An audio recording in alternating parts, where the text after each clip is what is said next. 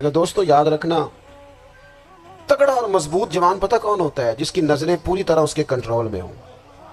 یہ علامت جوانی ہے۔ جس آدمی کا پوری طرح، دو لوگ دنیا میں کبھی کوئی کارنامہ سر انجام نہیں دے سکتے، ایک جو حرام کھاتا ہو، ایک جس کی نظر ناپاک ہو۔ محمد بن قاسم جب یہاں آئے تھے نا، تو ایک دن بڑے پریشان تھے، تو ایک بزرگ کہنے لگے آپ کیوں پریشان ہیں؟ کہنے لگے راجہ دہر سے مقابلہ ہے اور ہماری فوج تو سندھ کے رستے بھی نہیں جانتی، زبان بھی نہیں جانتی، لڑیں گے کیسے؟ دو چار دن کے بعد ان بزرگوں کی دوبارہ محمد بن قاسم سے ملاقات ہوئی تو بڑے خوش تھے۔ کہا آپ کیوں خوش ہیں؟ کہنے لگے وہ میرا مقابلہ نہیں کر سکتا، میں نے تحقیق کر لی ہے۔ کہا کیوں؟ کہنے لگے نظر کا گندہ ہے، اور جو نظر کے گندے ہوتے ہیں وہ میدانوں میں ٹھہرا نہیں کرتے۔ میدان کے لیے نکلنے کے لیے پاک جوانی کی ضرورت ہوتی، تطہیر مزاج ہونا ضروری ہوتا ہے، پاکیزہ افکار اور سچی اور سچی ستھری سوچوں کا ہونا ضروری ہوتا ہے۔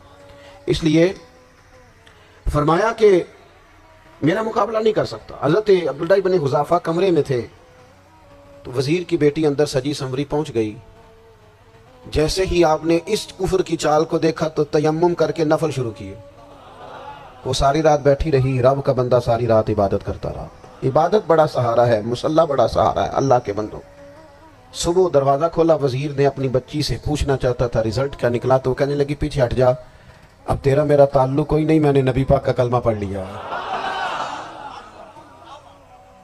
اس نے کہا میں نے بھی زمانہ دیکھا ہے، پر یہ کیا لوگ ہیں، کستوری کے بنے ہوئے، سندل سے دھلے ہوئے ہیں، کہ میں ساری رات کمرے میں رہی اور 100 اور 1000 آدمی جس جوان کا مقابلہ نہ کر سکے، اتنا طاقتور جوان کمرے میں رہا اور اسے نظر اٹھا کے نہ دیکھا۔ او کچا رنگ للاری والا جڑا چڑھدا تے لیندا رہندا ہے، اے عشق تیرے دا رنگ محمد چڑھیا پھر نہیں لیندا۔ میں کہا ایک دفعہ نظر اٹھا کے نہیں دیکھا، کمال ہو گئی۔ اتنے بڑے لوگ، اتنی بڑی سعادت مندی، فیروز بختی، معاملہ فہمی حد ہو گئی۔ اللہ اکبر۔ دوستو بادشاہ جب پوری طرح ہار گیا نا، اس نے کہا مار دو۔ تیل گرم کیا ایک کڑاہی میں، اور جب آپ کو اس میں ڈالنے لگے تو آپ کی آنکھوں میں آنسو آ گئے۔ بادشاہ کا خیال ہوا شاید نرم ہو گئے ہیں، کہنے لگا روئے کیوں؟ فرمانے لگے سوچتا ہوں جان ہی ایک ہے، کتنا مزہ ہے اس کی راہ میں جان دینے کا، کتنی لذت ہے اس کے نام پر مرنے میں، کتنا لطف ہے۔ جے تو چڑھیا اٹھتے دار بھی نہیں، تے جے تو وکیا عشق بازار بھی نہیں، تے ایڈا سستا سودا پیار بھی نہیں، تے ایڈا سستا لبدا یار بھی نہیں۔ کئی جنگل گانے پیندے نہیں، کئی دوزخ لنگنے پیندے نہیں، جے وہ اس ملوں بھی مل جاوے، ایدوں سستا ہور بپار بھی نہیں۔ تے کچھ سمجھ نہ آوے لوکاں نوں وہ کادے نال شہید کرے، ڈٹھی یار دے ہتھ تلوار بھی نہیں، پر او دا خالی جاندا وار بھی نہیں۔ کہنے لگے ایک جان ہے نا، تو دل کرتا ہے ہزاروں ہوتی تو ایک ایک کر کے محبوب کے نام پہ قربان کرتا، جب میرے پاس ہے ہی ایک، کروں کیا؟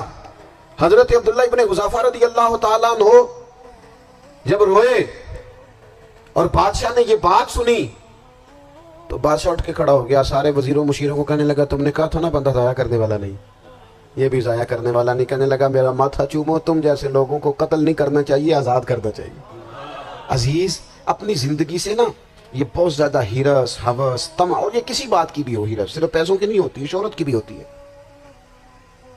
یہ بیماری انسان کو اقتدار کی بھی ہوتی ہے، تعریف کی بھی بیماری ہوتی ہے، یہ سارے نقص ہوتے ہیں لوگوں کو، اور معاذ اللہ بعض جبوں کبوں کے اندر بھی ہوتے ہیں، وہاں بھی پنپتے ہیں۔ اپنی زندگی جب تک اس سادگی میں نہیں لاؤ گے جو رسول پاک نے عطا فرمائی ہے، جب لوگ آسانیوں میں پوری طرح الجھ گئے تو پھر وہ دور ہوئے اور کفر چڑھ گیا۔ دوسری بات، اللہ کے محبوب صلی اللہ تعالی علیہ وسلم کی محبت ہم سے تقاضا کرتی ہے کہ ہم اس مشن کے لیے کام کریں جس مشن کے لیے رسول پاک نے کام فرمایا ہے۔ ہم سارے کام بڑے مضبوطی سے، سوچ سمجھ کے، تدبر سے، حکمت سے، تقاضوں کو مد نظر رکھتے ہوئے کرتے ہیں سارے کام۔ دین کے کام میں ہمارا مزاج نہیں ہوتا، او ہو جائے گا جی آپ بسم اللہ پڑھیں جی، شروع کریں جی۔ آپ تقاضوں کو سمجھیں، چیزوں کو دبائیں نہیں، چیزوں پر غور کریں۔ کسی کے ذہن کی سطح پر سوال ابھرتا ہے، اس کا تسلی بخش جواب دیں۔ اپنی زندگی میں دین کے کام کے لیے اپنے آپ کو وقف کریں، اور دین کے کام کے بہت سارے پہلو ہیں۔ ہزاروں لوگوں کو قرآن پاک ٹھیک پڑھنا نہیں آتا، ہزارہ لوگ ہیں جو قرآن مجید کے مطالب سے آگاہ نہیں ہیں، دین کی بنیادی ضروریات سے لوگ نابلد ہیں۔ میں آپ کو کس طرح یہ بات سمجھاؤں کہ ہزاروں کی تعداد میں طلاقیں اس لیے ہوتی ہیں کہ مردوں کو طلاق کے مسئلے نہیں آتے، انہیں پتہ نہیں ہے کہ مجھے حقوق زوجین کے معاملے میں کیسے چلنا۔ ڈھیر سارے گھروں میں تباہی اس لیے ہے کہ تربیت اولاد کا دینی منہج ہمیں نہیں پتا۔ اپنا حصہ ملائے دین کے کام میں۔ ایک آدمی کو اگر تو نمازی کرنے میں کامیاب ہو گیا، تیری زندگی بدل گئی۔ وہ دین بیزار لوگ جو ہمارے بیچ بیٹھ کے ہماری نوجوان نسل کو پگڑی اور داڑھی کا نام لے کے بنیادی طور پر دین سے دور کرتے، ایسے نوجوانوں کو دین کا پیغام محبت دے کر دین کے قریب کرنا ہماری ڈیوٹیوں کا حصہ ہے۔ ہمیں ذمہ داری کا احساس کرنا پڑے گا، ہمیں یہ خاص قدم اٹھانا پڑے گا، توجہ دینی پڑے گی۔ مساجد، مدارس، میں آپ سے عرض کروں، اتنی ڈٹ کے مخالفت ہوتی ہے نا مدرسوں کی، اتنی ڈٹ کے۔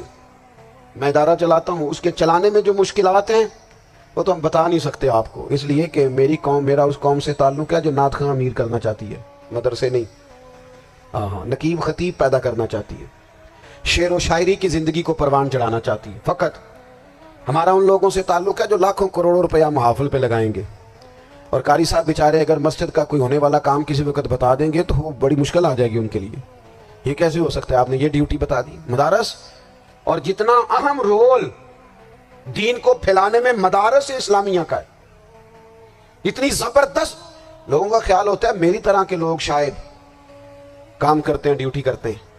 یہ 10-15 لوگ آپ کو نظر آتے ہیں جو آپ کو کہیں میڈیا پر یا ادھر ادھر ڈیوٹی کرتے، مخلص لوگ اپنی جگہ پہ، وہ بھی بڑا ہی کام کر رہے ہیں، جو میڈیا پہ آ کے بھی اخلاص سے اور درد دل سے کو دین کی، ان کی بھی کسی بات کی حوصلہ شکنی نہیں۔ لیکن ہزارہ اساتذہ جو مدارس میں بیٹھ کے پڑھاتے ہیں، جنہوں نے وہ سارے لوگ تیار، آپ سمجھ نہیں سکتے کتنا بڑا کام۔ حفظ کا استاد جو ہوتا ہے نا، اس کی ڈیوٹی 24 گھنٹے ہوتی ہے فجر سے پہلے، اور اس نے بچوں کو اٹھانا۔ تنخواہ تو ہم انہیں دینا نہیں نہ چاہتے جی، تنخواہ نہیں دی انہوں نے، ہمیں مولوی امیر نہ ہو جانا۔ مولوی نو تے سوٹ بھی 27ویں والی رات دے ہے تاکہ کدھر سوان کے عید والے دن پا نہ لوے، کیونکہ 27ویں تو بعد درزی پھڑتا ہی کوئی نہیں، کیوں حضرت ایسے ہی ہے نا، اس وقت تو نہیں نہ لیتا۔ تو ہم چاہتے ہیں مولوی ہماری مرضی کے ہماری طرح کا سوٹ نہ پہن لے۔ مدارس کی مضبوطی، آپ یہ دیکھ لیں، یہ صلاح الدین ایوبی کا تعلق بھلا کس چیز سے تھا؟